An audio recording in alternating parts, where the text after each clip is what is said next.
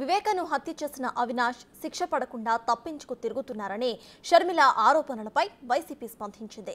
Case దర్యాప్తులో ఉండగా అవినాష్ ను ఎలా నేరస్తుడు అంటారని వైసీపీ నేత వాసిరెడ్డి పద్మ ప్రశ్నించారు.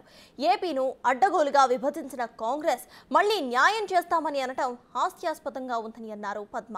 షర్మిల పద్మ మధ్య డైలాగ్ వార్ ఇప్పుడు చూద్దాం.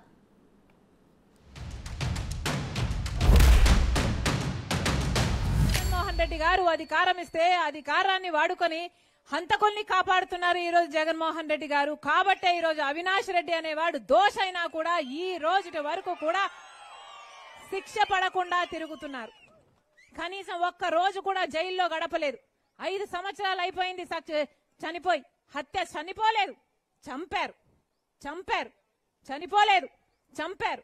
5 సంవత్సరాలు అయింది చంపేసి. ఈ రోజు వరకు కూడా ఒక్క రోజు కూడా జైల్లో గడపలేదు.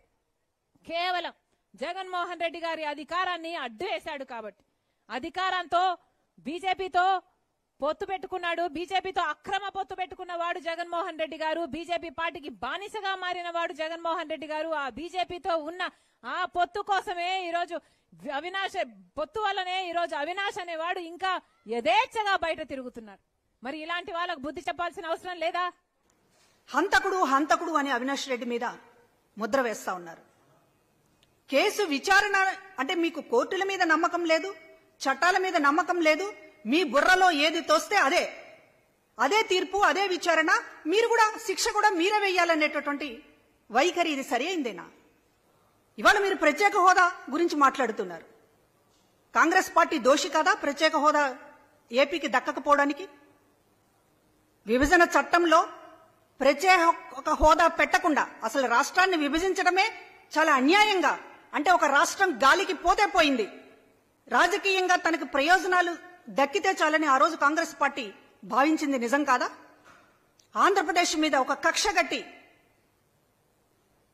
కుయుక్తులతోటి కుట్రలతోటి రాష్ట్రాన్ని గాలి కొదిలేసినటువంటి కాంగ్రెస్ పార్టీ విభజన చట్టంలో ప్రత్యేక హోదా పెట్టకుండా ఇప్పుడు హోదా జపాన్కి కాంగ్రెస్ పార్టీ మాట్లాడడం, మీరు దాన్ని నెత్తినెక్కించుకోవడం, రాజకీయాల కోసం అటు జాతీయ పార్టీగా ఉన్నటువంటి కాంగ్రెస్ పార్టీ, ఇక్కడ మీరు కూడా ఇవాళ రాజకీయం కోసం మాట్లాడుతున్నారు.